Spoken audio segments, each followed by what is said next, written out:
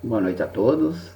É com alegria em nossos corações que estamos hoje aqui para nós falarmos um pouco sobre os ensinos do Mestre Jesus, essas sementes de amor trazidos para nós, para nossa compreensão e nossas melhoras íntimas.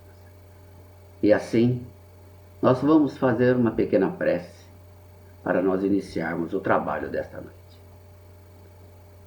Jesus, Mestre amado, obrigado por essa oportunidade que temos de ouvir os seus ensinamentos e assim podermos crescermos intimamente, melhorarmos os nossos relacionamentos com nosso Pai, conquistando desta maneira virtudes importantes para todos. Mestre Jesus, fique conosco nesses momentos tão importantes.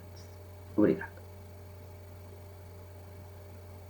Então, começando a nossa preleção, que a paz de Jesus e a misericórdia de Deus estejam com todos nós nesses momentos de reflexões sobre os estudos do Evangelho desta noite.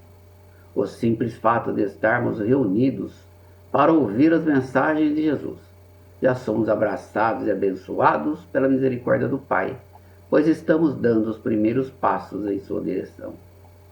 As mensagens de Jesus são aplicadas em todas as épocas, levando consigo as verdades eternas, transmitidas de vários modos e várias maneiras, desde os tempos dos profetas. E para conseguir entrar em sintonia com essas verdades, precisamos elevar o nosso ser em condições de entendê-las, deixando as nossas mentes abertas aos novos conhecimentos, sem ideias preconcebidas. Necessitamos de estar em uma posição de humildade, e quem quer aprender e entender, além das palavras que saem da boca. Com o sentimento de mais aprender, iremos finalizar o capítulo 18 do livro Evangelho segundo o Espiritismo, que tem como tema principal muitos chamados, poucos escolhidos.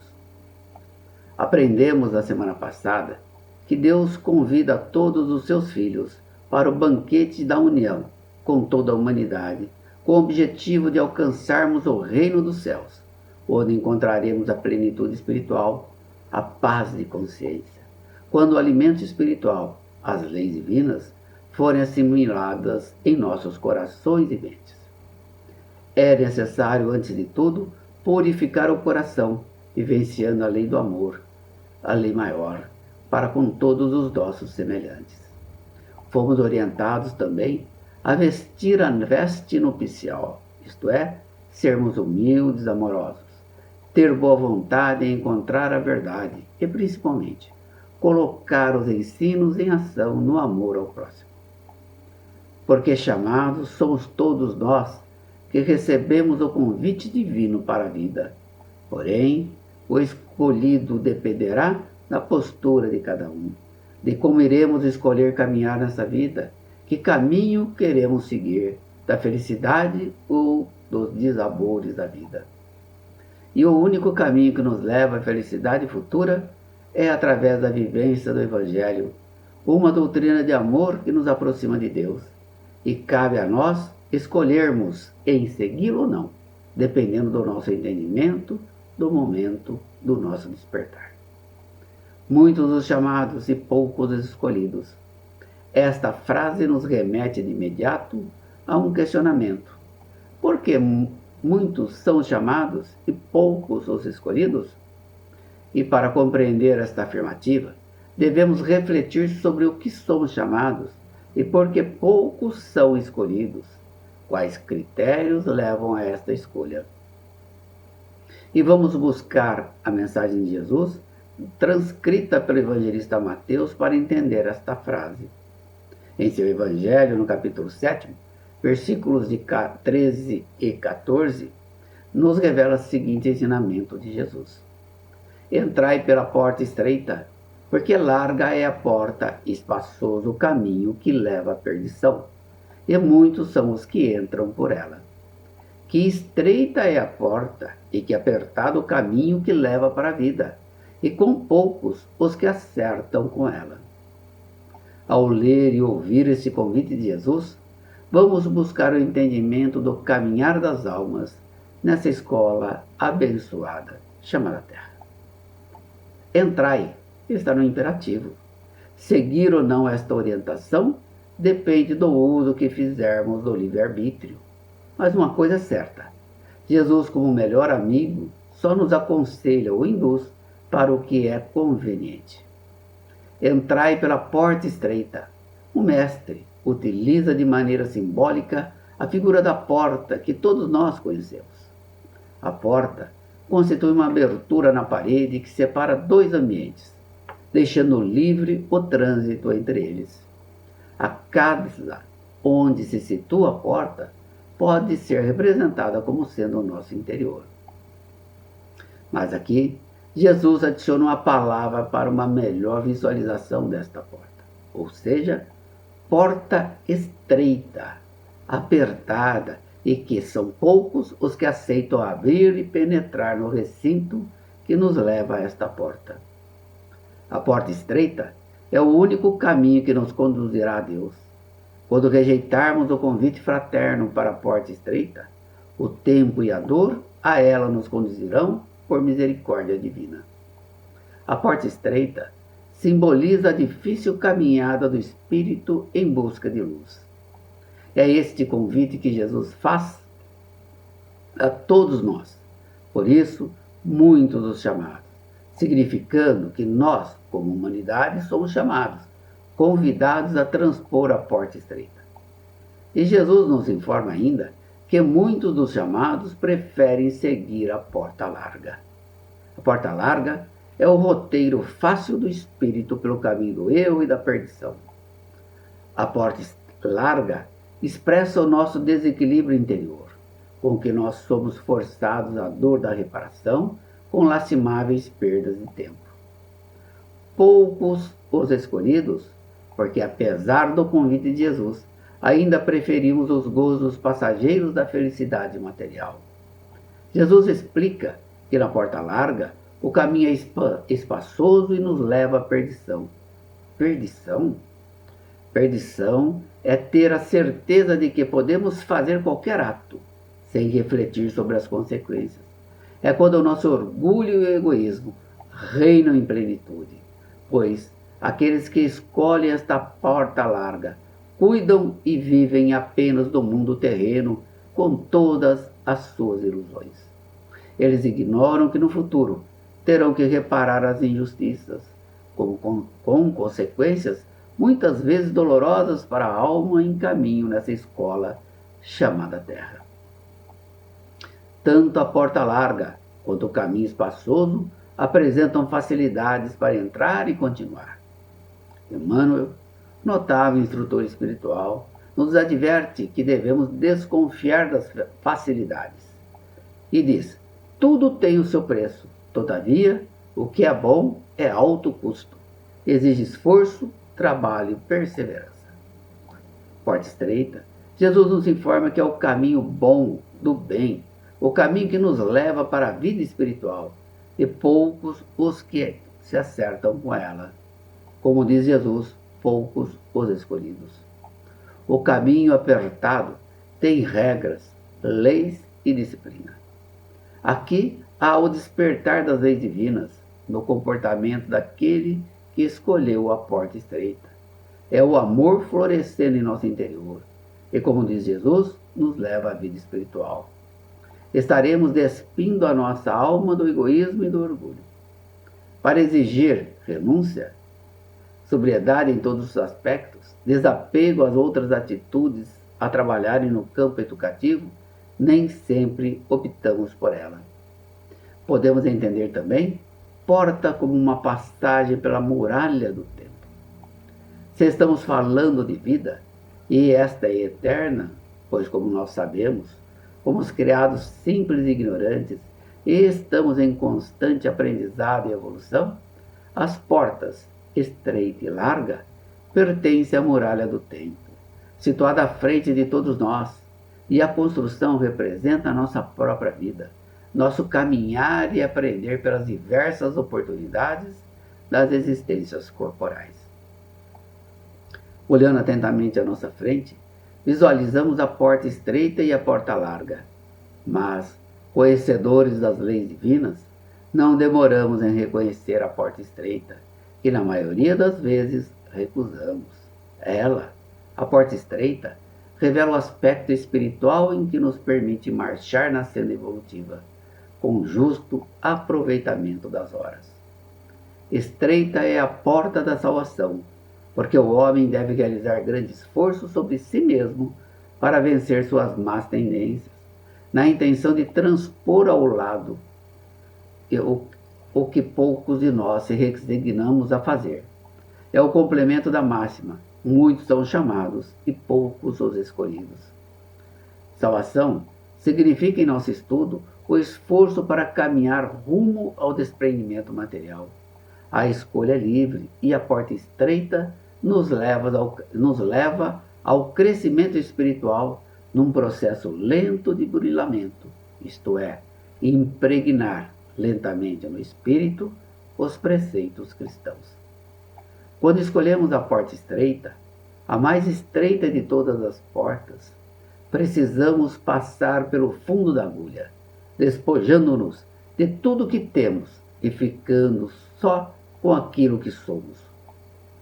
Disse certa vez o Mestre Jesus: quem quiser ser meu discípulo, renuncie a tudo que tem.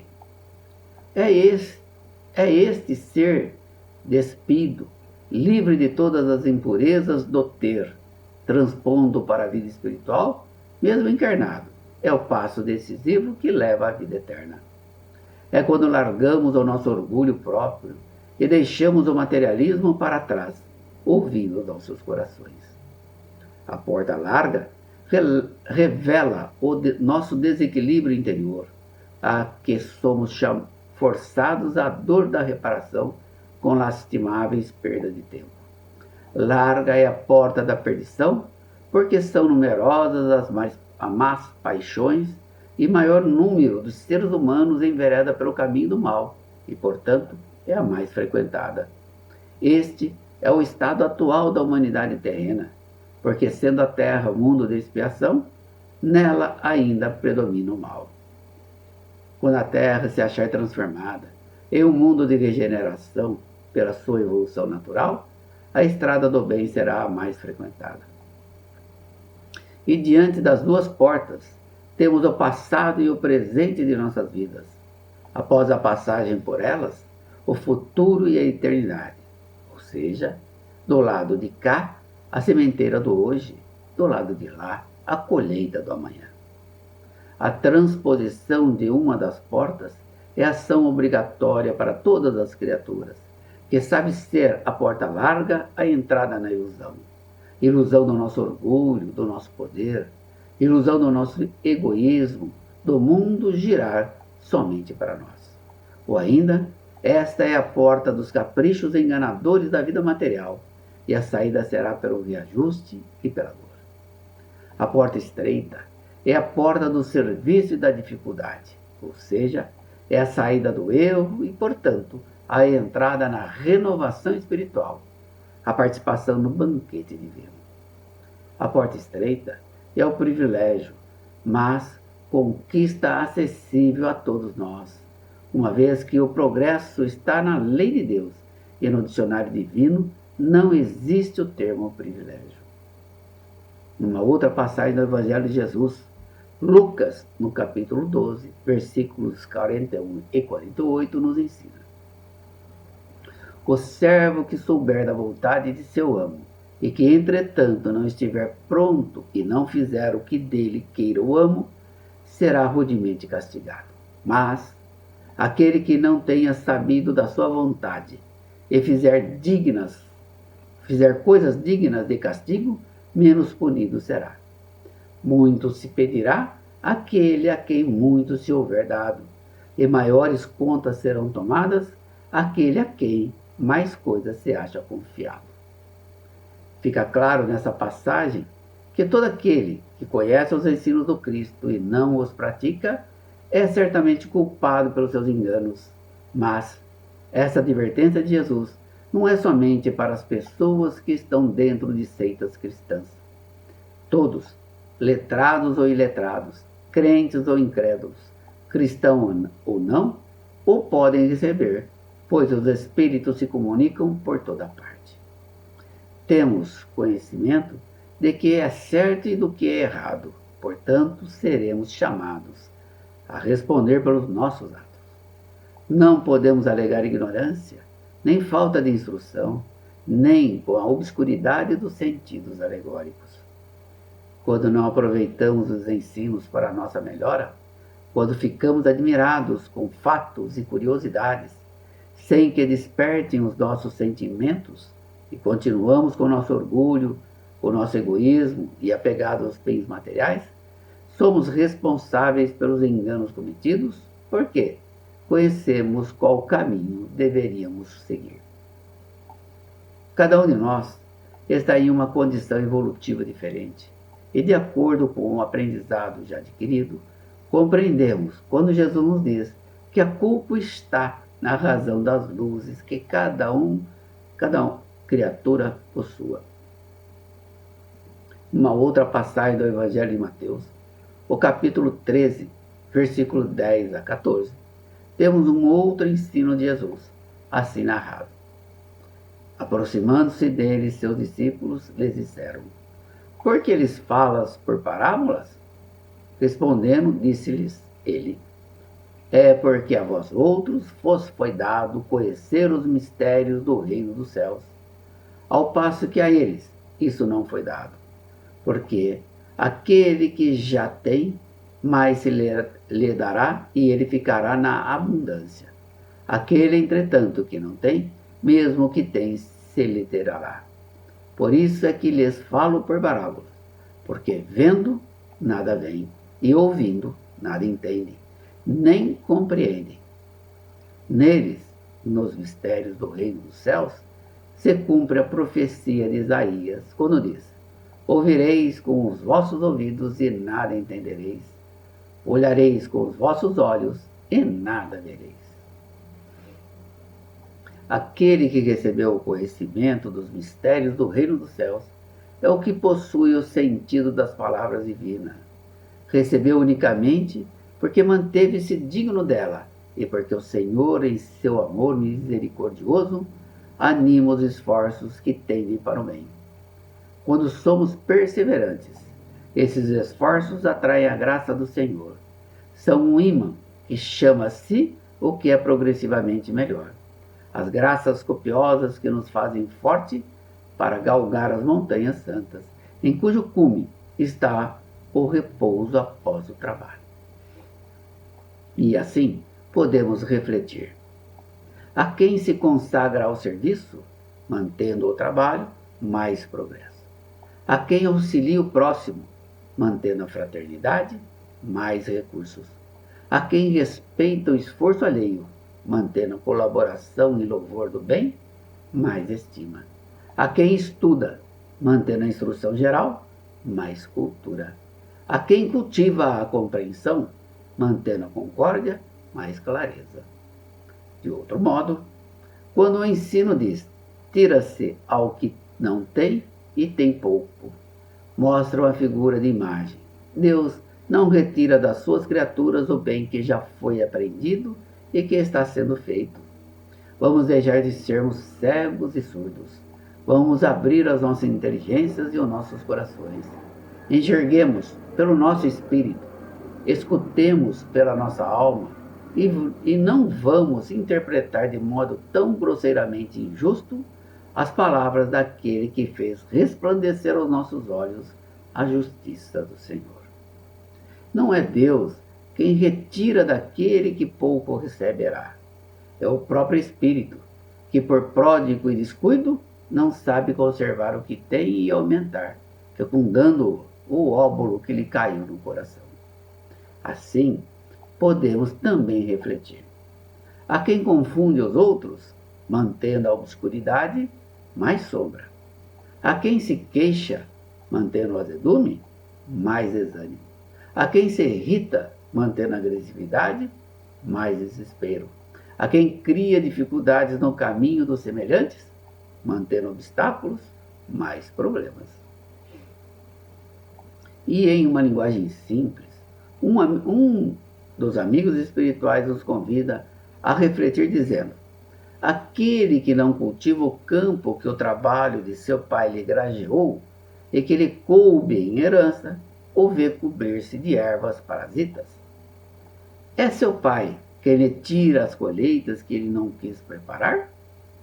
Se a falta de cuidado deixou estragar as sementes destinadas a produzir neste campo, é a seu pai que lhe cabe acusar por nada produzir em elas?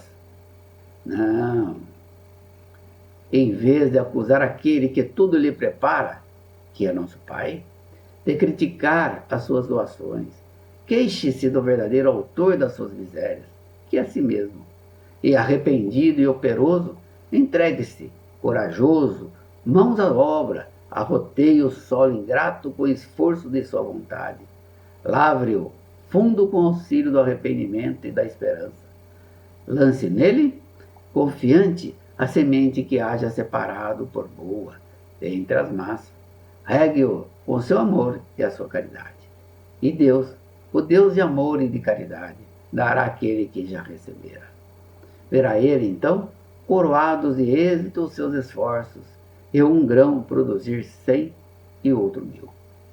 Ânimo, trabalhadores, tomai dos vossos arados e das vossas charruas, livrai os vossos corações, arrancai deles a cisânia, semeia a boa semente que o Senhor vos confia, e o orvalho do amor levará a produzir frutos de caridade. Estamos sempre sendo chamados para observar os mandamentos das leis divinas e ensiná-los a todos que assim desejarem aprender. E esse chamamento está no irmão que dorme ao relento, no ombro amigo ao ouvir nossos semelhantes, na mão que sustenta, na boca que exala o perfume das palavras.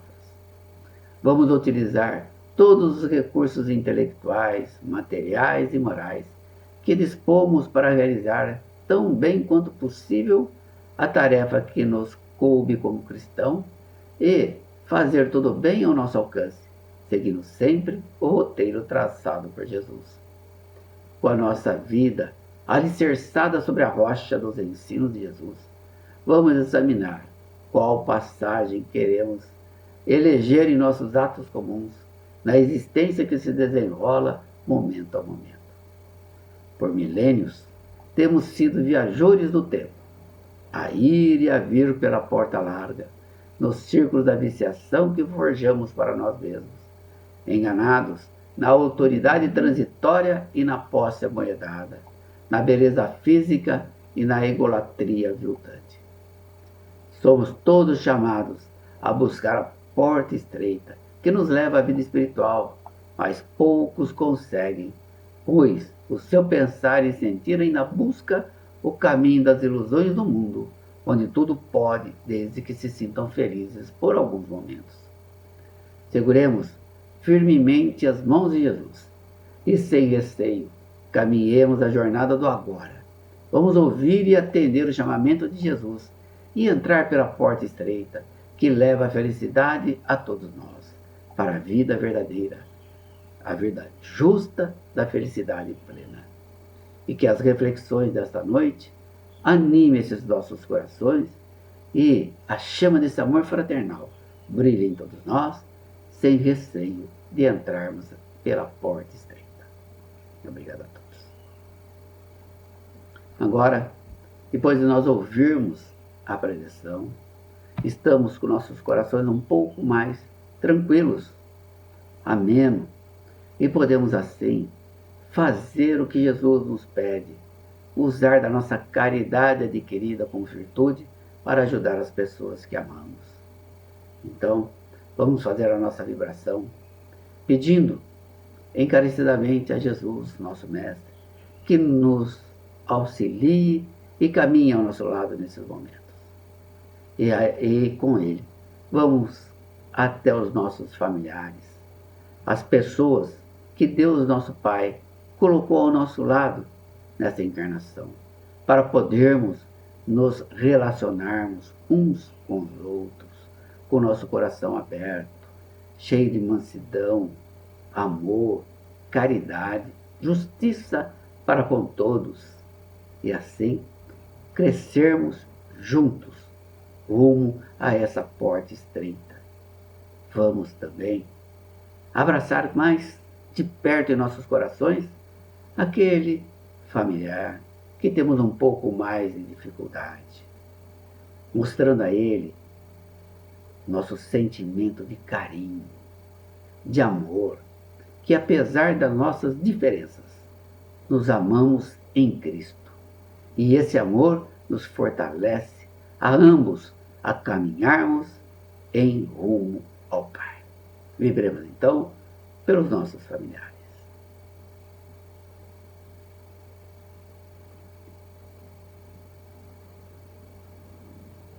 Agradecemos ao Mestre Jesus esses momentos tão importantes. E também nós conhecemos ou recebemos de alguém pedido de oração. E nós queremos auxiliar também. Então vamos ao lado do Mestre até esse irmão que nos pediu a oração. A ele que está passando por momentos difíceis, pode ser uma doença física, uma doença moral ou espiritual. A ele apresentamos as nossas mãos para segurá-lo fortemente, para que ele se sinta amparado e não sozinho. Vamos também oferecer a esse irmão a semente do Evangelho, que a nós fortaleceu e a ele fortalecerá no seu caminhar e na sua recuperação. Vamos também oferecer os nossos ouvidos para que ele possa falar e nós ouvirmos, sem julgamentos, porque esse ato de falar deixará mais aliviado e assim ele vai se sentir melhor e mais forte em sua caminhada. Vibremos então por esse amigo querido.